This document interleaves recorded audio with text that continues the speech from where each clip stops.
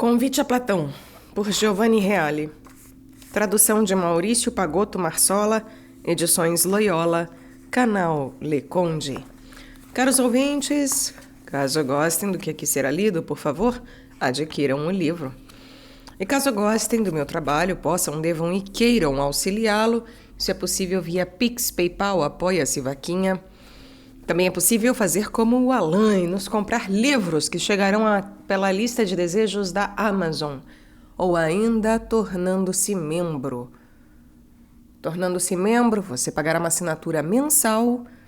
Essas assinaturas são há várias possibilidades, de acordo com a capacidade financeira de cada um, a começar por R$ 1,99 ao mês. E são mensalidades que podem ser canceladas a qualquer momento. Então, todos os links estão no descritivo. Caso concorde com o que aqui é feito, basta dar uma olhada e ficar por dentro. Muito obrigada pela presença. Eu peço também para que, por favor, curtam, compartilhem, comentem, inscrevam-se no canal caso já não tenham feito, pois tudo isso faz muita diferença em termos de engajamento. Muito obrigada a todos pela presença. Mais uma vez, eu desejo uma boa escuta. Continuamos para o capítulo 3, o conhecimento e a dialética. 1. A anamnese, raiz do conhecimento. Falamos até agora do mundo do inteligível, de sua estrutura e do modo como ele se reverbera no sensível. Resta agora examinar de que modo o ser humano pode ascender cognitivamente ao inteligível. E, em geral, é preciso perguntar como ocorre e o que é o conhecimento. A questão do conhecimento já havia sido abordada de diversos modos pelos filósofos anteriores, mas nenhum deles a havia formulado de modo específico e definitivo. Platão é o primeiro a expô-la em toda sua clareza, graças às aquisições estruturalmente vinculadas à grande descoberta do mundo inteligível, ainda que, obviamente, as soluções que propõe permaneçam em grande parte aporéticas. A primeira resposta à questão do conhecimento encontra-se no Mênon. Os eristas haviam tentado bloquear de modo capcioso a questão, sustentando que a investigação e o conhecimento são impossíveis. Com efeito, não se pode investigar e conhecer aquilo que ainda não é conhecido, porque, mesmo que fosse encontrado, não poderia ser reconhecido, faltando o meio para efetuar o reconhecimento. Nem mesmo aquilo que já se conhece pode ser investigado, visto que já é conhecido. É justamente para superar essa aporia que Platão encontra uma novíssima via. O conhecimento é a anamnese, ou seja, uma forma de recordação, um ressurgir daquilo que existe desde sempre na interioridade de nossa alma. O Mênon apresenta a doutrina de uma dupla forma, uma mítica e outra dialética. A primeira forma, de caráter mítico-religioso, reelabora doutrinas órfico-pitagóricas, conforme as quais a alma renasce muitas vezes, pois é imortal. A alma, portanto, viu e conheceu toda a realidade do além e a realidade daqui. Se é assim, conclui Platão, é fácil compreender como a alma pode conhecer e aprender. Deve simplesmente retirar de si mesma a verdade que substancialmente possui desde sempre. E esse retirar de si é um recordar. Eis a célebre passagem do Mênon, abre aspas. E porque, portanto, a alma é imortal e renasceu muitas vezes, e porque viu todas as coisas, sejam aquelas deste mundo, sejam as do Hades, não há nada que não tenha aprendido. De tal modo que não é algo surpreendente que ela seja capaz de recordar-se, seja da virtude, seja das outras coisas que também sabia anteriormente. E na medida em que a alma toda é congênere, e porque a alma tudo aprendeu, nada impede que se recorde de algo. Isso é o que os homens denominam aprendizado. E descubra também todas as outras, sendo forte e não se desencorajando de investigar. Com efeito, o investigador e o aprender são, em geral, um recordar. Fecha aspas. Contudo, logo depois, sempre no Mênon, as partes do discurso são invertidas. A conclusão torna-se interpretação filosófica de um dado de fato experimentado e acertado, e aquilo que antes era pressuposto mitológico com função de fundamento, torna-se então conclusão. Com efeito, após a exposição mitológica, Platão faz um experimento maiêutico de forte inspiração socrática. Interroga um escravo que não conhece geometria, levando-o a resolver apenas questionando-o ao modo de Sócrates uma complexa tese de geometria, relativa ao conhecimento do Teorema de Pitágoras. Portanto, argumenta Platão, embora o escravo jamais houvesse estudado geometria, e embora não lhe tivesse sido fornecida uma solução por ninguém, a partir do momento em que ele soube alcançar o conhecimento sozinho, não se pode concluir senão que retirou esse conhecimento de si mesmo, de sua própria alma, ou seja, que dele se recordou. E aqui, como fica claro, a base da argumentação, longe de ser um mito, é uma constatação de fato. Assim como o escravo, cada ser humano pode trazer e retirar de si mesmo verdades que antes não conhecia e que ninguém lhe ensinou. Abre aspas. Como consequência da existência da verdade na interioridade humana, Platão deduz a imortalidade e a perenidade da alma. Se a alma possui em si verdades que não aprendeu anteriormente na vida atual, que são veladas, mas podem ser revividas na consciência, isso quer dizer que ela as possuía em si antes do nascimento do ser humano em que agora se encontra desde sempre. A alma, portanto, é imortal, assim como em certo sentido permanece no ser de modo estável, como a verdade. Fecha aspas. Muitas vezes, alguns estudiosos afirmaram que a doutrina da anamnese surgiu em Platão por influência órfico-pitagórica. Mas depois de tudo que foi explicado anteriormente, fica claro que a maiêutica socrática teve ao menos um peso igual na gênese da doutrina. É evidente que para fazer a verdade surgir na alma de modo maiêutico, a verdade deve subsistir na alma. A doutrina da anamnese, de tal modo, apresenta-se, para além de um corolário à doutrina órfico-pitagórica da metempsicose, apresenta-se então antes como a justificação e a corroboração das possibilidades mesmas da maiêutica socrática. Platão fornece outra prova da anamnese no Fédon, sendo repensado, sobretudo, o conhecimento matemático que teve enorme importância na determinação da descoberta do inteligível. Ele argumenta da seguinte forma: constatamos pelos sentidos a existência de coisas iguais, maiores e menores, quadradas e redondas e outras coisas análogas.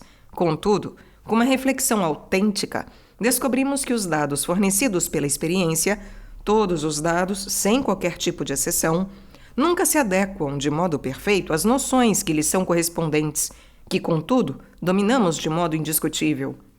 Nunca um objeto sensível é perfeita e absolutamente quadrado ou redondo, mas temos essas noções de igual, de quadrado e de círculo absolutamente perfeitas. Assim, é preciso concluir que, entre os dados da experiência e as noções que temos, há uma discrepância. Os conhecimentos que dominamos contêm algo a mais em relação aos dados empíricos. Mas de onde pode derivar esse plus? Se, como foi visto, não deriva e não pode estruturalmente derivar dos sentidos, isto é, do mundo exterior, não se pode concluir senão que provém de nós mesmos. Mas não podem provir de nós como se fossem uma criação do sujeito pensante. O sujeito pensante não cria esse plus, esse a mais. Encontra-o, descobre-o. Este antes impõe-se ao sujeito de modo objetivo e independente de qualquer poder do próprio sujeito. Portanto, os sentidos nos fornecem apenas conhecimentos imperfeitos. Nossa mente, o nosso intelecto, escavando e quase redobrando-se sobre si mesma, por ocasião de tais dados, encontra os correspondentes conhecimentos perfeitos. E na medida em que não os produz, fica claro que os reencontra em si e lhes retira de si como uma posse originária, recordando-os. De tal modo, a matemática revela que nossa alma está em posse de conhecimentos perfeitos que não derivam das coisas sensíveis e que correspondem a modelos das coisas, embora sem conseguir atingir-lhes.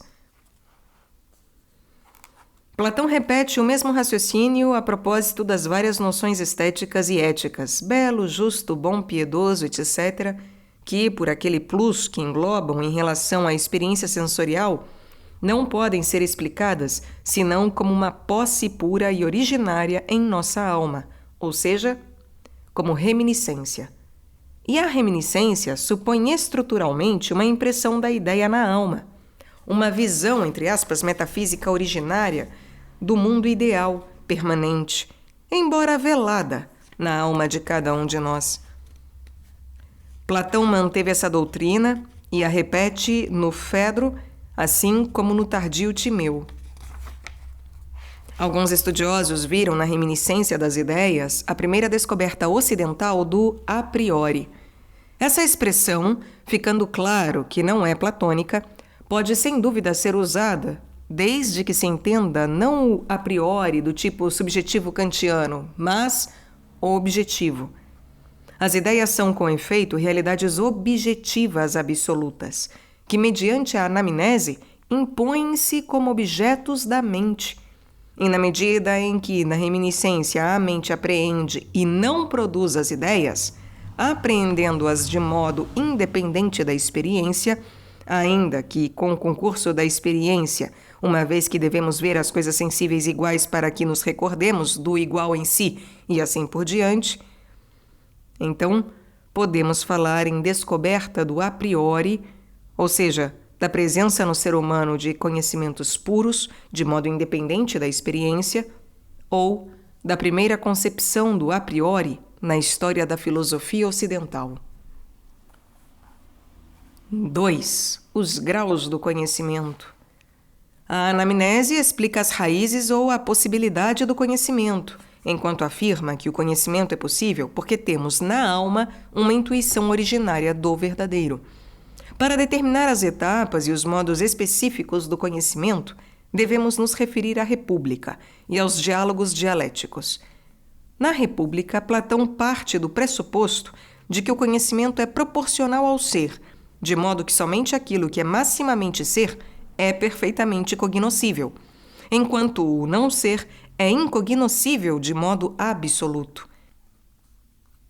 Mas, na medida em que existe também uma realidade intermediária entre ser e não ser, isto é, o sensível, que é um misto de ser e de não ser, porque sujeito ao devir, então Platão conclui que desse intermediário, há um tipo de conhecimento intermediário entre ciência e ignorância, um conhecimento que não é verdadeiro e próprio conhecimento, e que se denomina opinião, doxa. Todavia, a opinião, para Platão, é muito flutuante.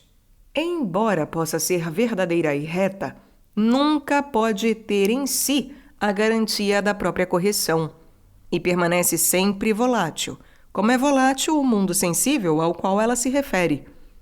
Para fundamentar a opinião, seria preciso, como Platão diz no Mênon, uni-la com o raciocínio causal, isto é, fixá-la como o conhecimento da causa, da ideia. Mas então deixaria de ser opinião e se tornaria ciência, ou episteme. Platão especifica em seguida que tanto a opinião, doxa, quanto a ciência, episteme, têm cada uma 2 graus. A opinião divide-se em mera imaginação, eicasia, e em crença, pistes, enquanto a ciência divide-se em conhecimento mediano, dianoia, e em pura intelecção, noesis. E considerando o princípio de proporcionalidade descrito, cada grau e cada forma de conhecimento tem um grau correspondente e uma forma correspondente de realidade e de ser. A imaginação e a crença correspondem a 2 graus do sensível, e respectivamente referem-se à sombra e às imagens sensíveis das coisas e às coisas e aos objetos sensíveis em si. O conhecimento mediano e a inteligência referem-se, por sua vez, a 2 graus do inteligível, ou, segundo alguns críticos, a 2 modos de apreender o inteligível. A dianoia é o conhecimento matemático geométrico. A noesis é o puro conhecimento dialético das ideias. A dianoia refere-se ainda aos elementos visíveis, por exemplo, as figuras traçadas nas demonstrações geométricas e as hipóteses. A noesis é a apreensão pura das ideias e do princípio supremo e absoluto do qual elas dependem, ou seja, a ideia do bem.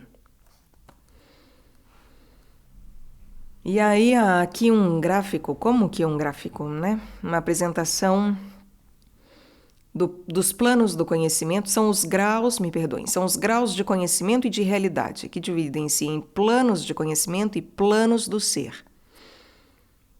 Do lado do planos do conhecimento, na lacuna esquerda, há doxa, opinião, eikasia, imaginação, e pistes, crença, no quadrado acima. E no quadrado abaixo, há dianoia, conhecimento intermediário, a episteme, ciência, e a noesis, intelecção.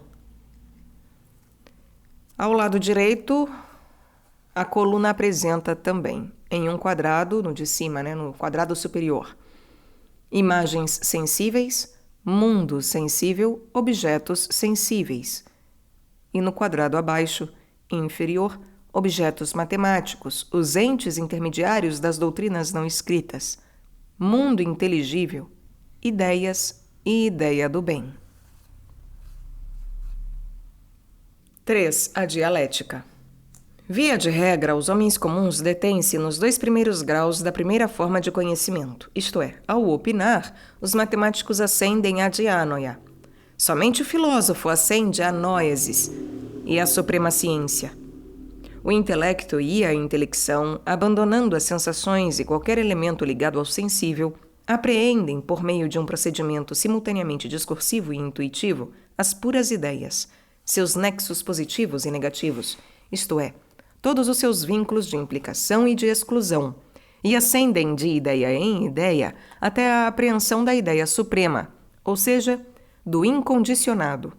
E esse procedimento, pelo qual o intelecto passa ou transcorre de ideia em ideia, é a dialética, assim como o filósofo é o dialético por excelência.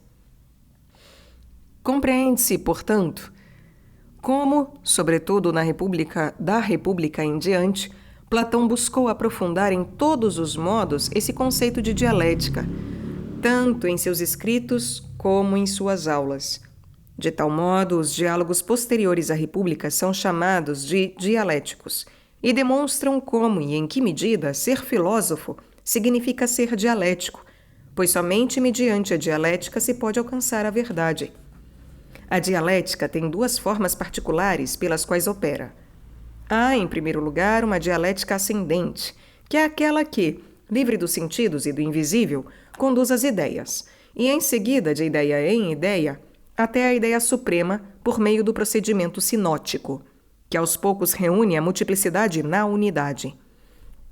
Em segundo lugar, há uma dialética descendente, que, percorrendo o caminho oposto, parte da ideia suprema ou de ideias gerais e, procedendo por divisões, procedimento diairético, isto é, distinguindo progressivamente ideias particulares contidas nas gerais, chega às ideias que não incluem em si ideias ulteriores. Desse modo, a dialética descendente é capaz de estabelecer o lugar que uma ideia ocupa na estrutura hierárquica do mundo ideal, e por isso é capaz de compreender a complexa trama das relações que vincula as partes e o todo. Em suma, a dialética, em seu sentido global, conduz à compreensão perfeita daquela coisa admirável da qual fala o Filebo, ou seja, leva à compreensão de como, abre aspas, os múltiplos são uno e o uno é múltiplo, fecha aspas. Em seu grau supremo, esse tipo de conhecimento é exatamente aquele que o demiurgo, a inteligência divina, possui de modo perfeito. Trata-se da ciência que permite reduzir a multiplicidade na unidade e novamente fazer derivar da unidade a multiplicidade. Esse aspecto da dialética é ilustrado com amplitude, especialmente nos diálogos da última fase. Um exemplo significativo é tomado do Sofista, em que o protagonista, Teeteto, convida o estrangeiro a buscar uma definição para sofista, com base no método diairético ou dicotômico. O procedimento consiste em subdividir em dois o todo escolhido como ponto de partida para reduzi-lo progressivamente às suas várias formas, escolhendo progressivamente aquela mais útil à definição do objeto de investigação até se chegar a uma ideia indivisível. Nesse ponto, o estrangeiro, antes de se deter na definição precisa de sofista, decide partir de um exemplo mais simples, dando a definição de pesca com anzol.